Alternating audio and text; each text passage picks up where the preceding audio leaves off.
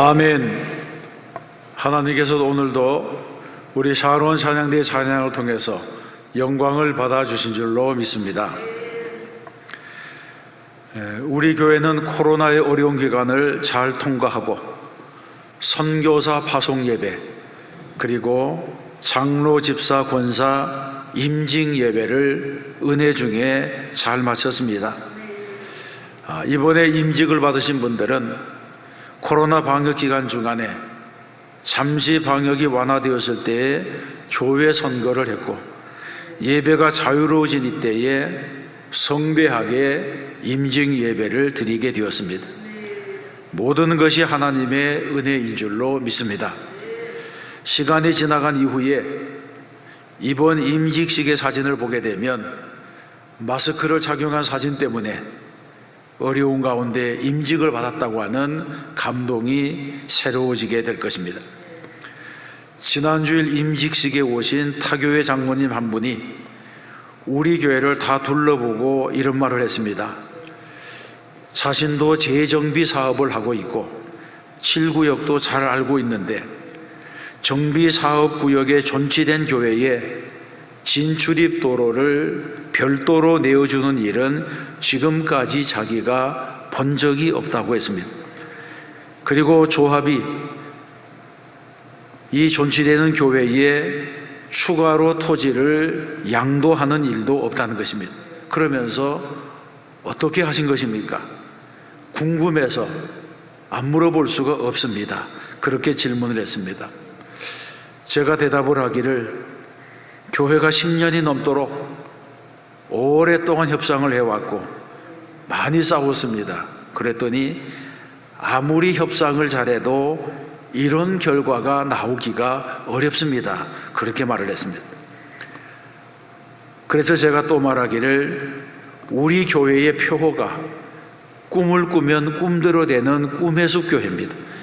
성도들이 같은 꿈을 꾸면서 열심히 기도했더니 우리가 꾼 꿈보다는 훨씬 더 좋아졌습니다.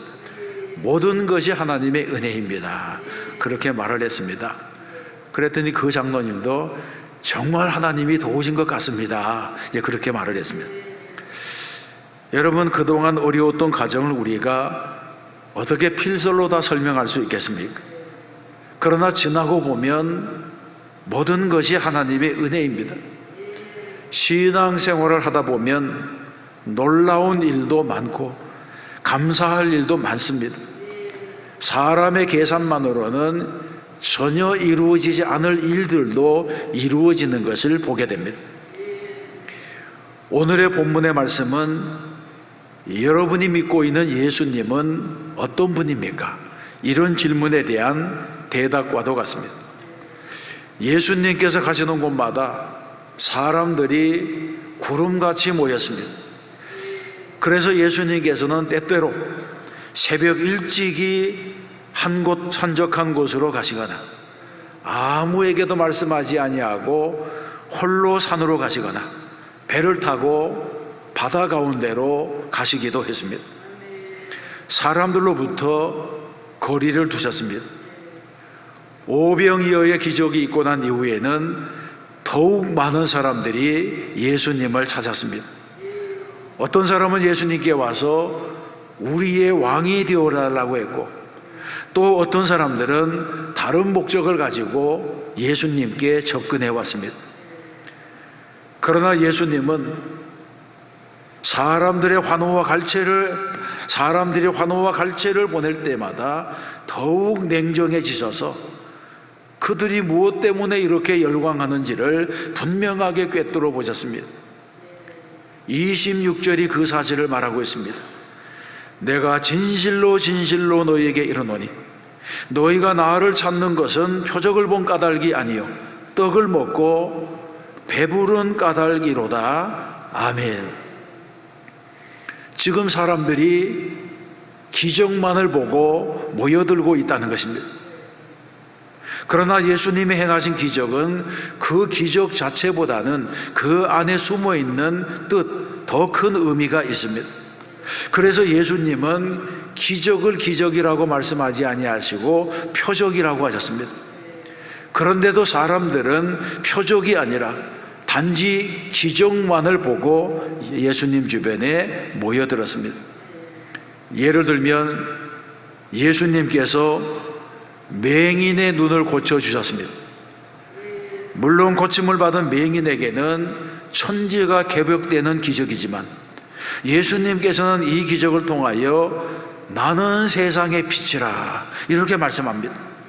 더 나아가서 나는 육신의 눈만을 고치는 것이 아니라 영적 맹인의 눈도 뜨게 한다.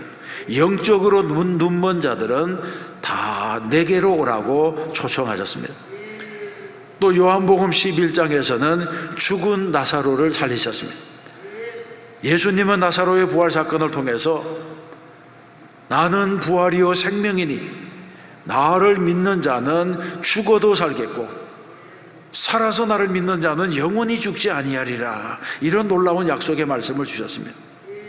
예수님은 이 세상의 삶이 전부가 아니라고 말씀했습니다. 죽음 이후에는 영생이 있다고 말씀했습니다. 마찬가지로 오병이어의 기적을 통해서도 나는 생명의 떡이다, 나는 영생하는 떡이라고 말씀했습니다. 지금 먹고 배부른 떡보다 중요한 것이 영생이라는 것입니다. 그런데 사람들의 관심이 어디에 있습니까? 사람들의 관심은 예나 지금이나 영생보다는 떡에 있었습니다. 그래서 예수님은 탄식하시면서 너희가 나를 찾는 것은 표적을 본 까닭이 아니요 떡을 먹고 배부른 까닭이라, 이렇게 말씀합니다. 안타깝게도 본질에 대한 관심이 없고 영적인 것에 대한 관심이 없다는 것을 주님이 지적하셨습니다. 여러분, 전도를 하다 보면 하나님을 보여주면 예수를 믿겠다고 말하는 사람들을 만납니다. 그러나 성경에서는 체험보다는 믿음을 강조합니다. 성도는 체험으로 구원을 받는 것이 아니라 믿음으로 구원을 받습니다. 또한 성도는 믿음으로 하나님을 기쁘시게 합니다. 믿음으로 세상을 이깁니다. 믿음이 바로 열쇠라고 하는 것입니다. 성도에게는 작은 믿음도 소중합니다. 작은 믿음은 키우면 커지기 때문입니다. 그래서 내게 믿음이 있다고 하는 이 사실 자체가 중요합니다. 그러면 믿음의 반대는 무엇입니까? 믿음의 반대는 불신입니다. 불신앙입니다. 그리고 이 불신은 일종의 병이라고 할 수 있습니다. 제가 아는 목사님 가운데 사모님이 의부증을 가진 분이 있습니다. 이분은 매사에 남편을 의심합니다.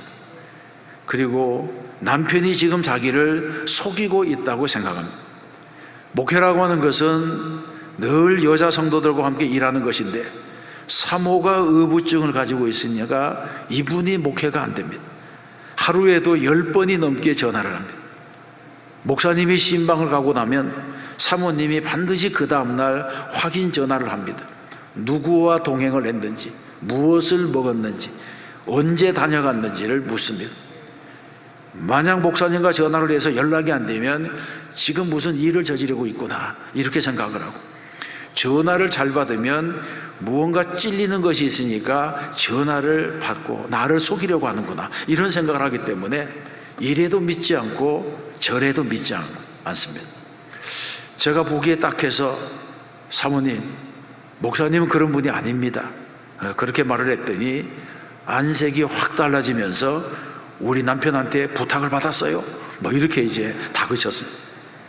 여러분, 이런 것은 무서운 병입니다. 믿지 않으려고 하는 사람에게는 아무리 많은 증거를 대고 아무리 많은 물증을 보여주어도 안 됩니다. 병이기 때문입니다. 오히려 믿고 싶어도 안 믿어지는 마음 때문에 스스로 무너집니다. 이것 때문에 사람이 병이 됩니다. 불신은 인간관계를 파괴시킵니다. 마찬가지로 하나님을 믿지 못하는 불신의 마음도 영적인 질병입니다. 그러면 믿음은 어떻게 생깁니까? 성경에서는 믿음이 하나님의 선물이라고 말씀합니다. 에베소서에 보게 되면 너희는 그 은혜에 의하여 믿음으로 말미암아 구원을 받았으니 이것은 너희에게서 난 것이 아니요 하나님의 선물이라고 하셨습니다. 그렇습니다. 믿음은 선물입니다. 내가 받아봐야지 알 수가 있습니다. 성도가 받은 복 중에 최고의 복이 무엇이겠습니까? 그것은 하나님의 말씀이 믿어지는 복입니다. 하나님께서 나를 부르셨고 하나님이 나를 구원하셨고 하나님이 나를 자녀 삼아주셨다, 이 사실이 믿어지는 것이 복 중의 복입니다. 이것은 지식으로도 안 되고 나이로도 안 되고 관록으로도 안 됩니다. 믿음은 선물입니다. 믿음은 하나님이 주시는 은혜의 선물입니다. 하나님께서 주셔야 받는 것입니다. 하나님께서 주시는 믿음을 선물로 받는 성도가 되어야 할 줄로 믿습니다. 그러면 예수님의 표적을 본 사람들이 왜 믿음에 이르지 못한 것입니까? 첫 번째는 예수님을 인간적으로 이해했기 때문입니다. 42절에 보게 되면 오병이어의 기적을 경험한 유대인들의 반응이 나옵니다. 이는 요셉의 아들 예수가 아니냐? 그 부모를 우리가 아는데 자기가 지금 어찌하여 하늘에서 내려왔다 하느냐? 이렇게 말하고 있습니다. 유대인들은 예수님을 인간적인 지식의 차원으로 알았습니다. 그래서 놀라운 천국의 비밀을 들으면서도 신비한 기적을 체험하면서도 요셉의 아들 예수라고 하는 이 한계 안에서 이해했습니다. 예수님의 가문을 알고 있다고 하는 것이 병이 되어서 예수님을 하나님의 아들로 보지 못했습니다. 오늘도 많은 사람들이 성경을 인간의 저술로 보고 예수님을 잘못 이해해서 사람 중심적인 인본주의에 빠집니다. 예수님께서 메시아로 이 땅에 오셨지만 그것을 인정하지 않습니다. 인간의 이성을 중시해서 합리주의의 함정에 빠지는 것입니다. 오병이어의 기적도 그렇습니다. 성경을 믿지 못하는 사람들은 자꾸 이 구절을 합리적으로 해석하려고 노력합니다. 그래서 지어내는 말이 어떤 소년이 보리떡 5개와 물고기 2마리를 내놓자, 이런 헌신에 감동을 받은 군중들이 너도 나도 먹으려고 가져왔던 그 음식들을 내어놓아서 모두가 실컷 먹고 12광주리를 남겼다고 하는 그런 식입니다. 바로 이런 생각, 이런 해석이 인본주의적인 생각입니다. 그래서 신학자들은 말하기를 창세기 1장 1절에 있는 말씀, 태초에 하나님이 천지를 창조하시니라, 이 말씀을 믿지 못하면 하나님을 믿지 못하고 신앙으로 들어갈 수도 없다고 했습니다. 여러분, 믿음의 기초는 성경을 하나님의 말씀으로 인정하는 데에 있습니다. 성경을 하나님의 말씀으로 인정해야지 믿음이 생깁니다. 예수님이 뭐라고 말씀합니까? 마태복음 5장에 보게 되면 진실로 너희에게 이르노니 천지가 없어지기 전에는 율법의 1.1획도 결코 없어지지 아니하고 다 이루리라고 말씀했습니다. 베드로후서 3장에 보게 되면 그 중에 알기 어려운 것이 들어있으니 무식한 자들과 굳세지 못한 자들이 다른 성경과 같이 그것도 억지로 풀다가 스스로 멸망에 이르느니라고 했습니다. 이 말씀은 무엇을 말합니까? 하나님의 말씀을 가감하거나 성경을 제멋대로 해석하는 것, 이런 것을 주의하라고 하는 경고의 말씀입니다. 그러므로 우리는 신앙생활을 하면서 언제나 성경에서 말씀하는 그 이상을 말해서는 안 됩니다. 갈라디아서에서도 우리나 혹은 하늘로부터 온 천사라도 우리가 너희에게 전한 복음 외에 다른 복음을 전하면 저주를 받을지어다, 이렇게 말씀합니다. 그러므로 성경이 성경되게 하는 것, 이것이야말로 참된 믿음이고 참된 신앙이 되는 것입니다. 두 번째는 예수님의 말씀을 믿지 못했기 때문에 예수님을 믿지 못했습니다. 41절에 보게 되면 자기가 하늘에서 내려온 떡이라 하심으로 유대인들이 예수께 대하여 수군거려 이르되, 이렇게 말씀합니다. 이들은 오병이어의 기적을 보고도, 예수님의 말씀을 듣고도 수군거렸다는 것입니다. 그런데 수군거렸다고 하는 이 단어는 이스라엘 백성들이 하나님과 모세를 원망했다, 이렇게 말할 때 썼던 단어와 같은 단어입니다. 수군거리고 원망하는 일에는 믿음이 도움이 되지 않습니다. 하나님께 대하여 수군거리는 것은 인간의 부패성을 드러내는 일입니다. 하나님의 교회가 언제 무너집니까? 하나님의 말씀에 대해서 수군거릴 때입니다. 그러나 믿음의 사람들은 말씀에 수군거리지 아니하고 주님 말씀하시옵소서 종이 듣겠나이다, 아멘으로 응답합니다. 참된 신앙인은 하나님의 말씀에 대해서 인간의 생각을 덧붙이거나 하나님의 말씀을 자기 입맛에 따라 취사 선택하는 것이 아니라 아멘으로 응답하는 신앙인 것입니다. 이런 신앙이 바로 옥토와 같은 마음입니다. 이 비밀을 알아야지 신앙이 자라고 믿음이 자라나게 됩니다. 사람들이 하나님의 말씀 앞에서 왜 수군거리는 것입니까? 밥상을 받아놓고 말이 많은 것은 아직 배가 고프지 않기 때문입니다. 하나님의 말씀 앞에서 수군거리는 것은 아직은 영적인 기가를 느끼지 못하기 때문입니다. 예를 들면 위암에 걸린 사람일지라도 자기가 암에 걸렸다고 하는 사실을 알지 못하면 소화불량이겠지, 이렇게 생각하며 태평하게 지내게 됩니다.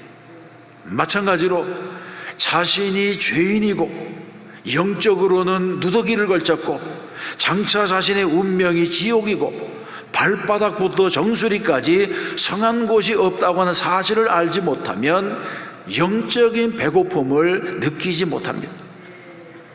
그러나 진짜 위기를 당하게 되면 하나님 앞에 엎드리지 않을 수가 없습니다.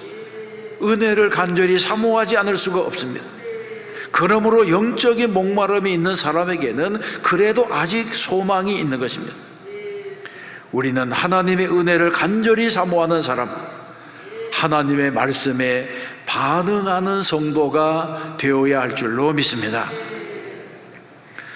그러면 우리는 어떻게 구원에 이르는 믿음을 가질 수가 있습니까? 44절의 말씀을 주목해 보겠습니다. 나를 보내신 아버지께서 이끌지 아니하시면 아무도 내게 올 수 없으니 오는 그를 내가 마지막 날에 다시 살리리라. 아멘. 여러분, 이 말씀이 우리에게는 소망의 근거가 됩니다. 구원이 무엇입니까? 구원은 하나님께서 이끄시는 사건이라는 것입니다. 여기서 이끄신다고는 말은 그물을 잡아 끈다고 하는 뜻입니다. 그래서 구원을 위해서 하나님께서 나를 강제적으로 이끄신다고 하는 의미가 있습니다. 그러므로 구원에는 인간의 의지보다는 하나님의 선택이 우선합니다. 이 말씀에는 하나님이 선택하셨다, 하나님이 구원하신다고 하는 예정론적인 관점이 있습니다. 그러므로 하나님께서 이끄신다고 하는 말은 구원은 내가 받는 것, 내가 믿는 것이 아니라 하나님께서 믿을 수밖에 없는 계기를 주신다고 하는 것을 의미합니다. 여러분은 어떻게 예수를 믿게 되었습니까? 내가 예수를 믿기로 결단했습니까? 누군가가 나를 교회로 이끌었습니까? 누구나 예수를 믿을 때는 어떤 계기가 있는데 성경에서는 그런 계기조차도 하나님께서 이끄시는 일, 하나님께서 하신 일이라고 말씀합니다. 이것을 다른 말로 하면 구원은 성령의 역사입니다. 사도행전 16장에서는 자색옥감 장사 루디아가 바울의 설교를 듣는 장면이 있습니다. 두아디라시에 있는 자색옥감 장사로서 하나님을 섬기는 루디아라 하는 한 여자가 듣고 있을 때 주께서 그 마음을 열어 바울의 말을 따르게 하신지라고 했습니다. 지금 말은 바울이 했고 듣는 것은 루디아가 들었지만 그 마음을 여신 분은 성령의 역사라는 것입니다. 말씀을 듣는, 그리고 말씀을 받아들이는 마음, 이것을 주님께서 열어주시고 하나님께서 여셨다고 합니다. 그러므로 진정한 믿음은 하나님의 말씀으로부터 옵니다. 우리는 로마서 10장에서 믿음은 들음에서 나며 들음은 그리스도의 말씀으로 말미암았느니라 하신 이 말씀을 읽습니다. 우리는 이 말씀을 명심해야 됩니다. 또한 모든 구원은 성령의 감동으로 이루어집니다. 성령께서 마음의 문을 열어주시고 성령께서 우리 마음속에 오십니다. 그러므로 우리는 성령님을 모실 만한 그릇이 되어야 합니다. 성경에서 말씀합니다. 너희 몸은 너희가 하나님께로부터 받은 바 너희 가운데 계신 성령의 전인 줄을 알지 못하느냐고 하셨습니다. 그러므로 우리는 우리의 몸이 성령이 거하실 만한 거룩한 성전이 되어야 할 줄로 믿습니다. 사랑하는 성도 여러분, 예수님은 오병이어의 기적을 통해서 예수님은 생명의 떡이라고 하는 결론을 주셨습니다. 35절에서 말씀합니다. 예수께서 이르시되 나는 생명의 떡이니 내게 오는 자는 결코 줄이지 아니할 터이요 나를 믿는 자는 영원히 목마르지 아니하리라. 아멘. 본래 이 말씀을 헬라어 원문으로 보게 되면 떡이라고 나온 이 단어가 매일 먹는 빵이라고 하는 단어로 쓰였습니다. 당시 그들의 주식이 빵이었기 때문입니다. 그래서 이것을 우리말로 번역하면 나는 생명의 밥이다, 이 밥을 먹으면 영생하리라고 하는 말씀입니다. 떡을 밥이라고 번역하면 우리의 이해가 더 빨라집니다. 그러면 나는 생명의 밥이라고 하는 말씀에는 어떤 의미가 있습니까? 밥은 필수적인 음식입니다. 그래서 밥은 누구나 먹어야 한다는 의미가 있고 매일 먹어야 한다는 의미가 있고 먹지 않으면 죽는다는 의미가 있습니다. 밥은 아무리 먹어도 질리지 않습니다. 그러면 주님은 왜 자신을 밥에 비유하셨습니까? 그것은 우리가 매일 일용할 양식을 먹어야 하는 것처럼 구원받은 성도는 매일 주님을 먹어야 한다는 것입니다. 주님을 먹어야 한다고 하는 것은 주님이 주시는 말씀을 먹어야 한다고 하는 뜻입니다. 우리는 예수님과 친밀한 관계에서 매일 일용할 양식으로 하나님의 말씀을 먹어야 됩니다.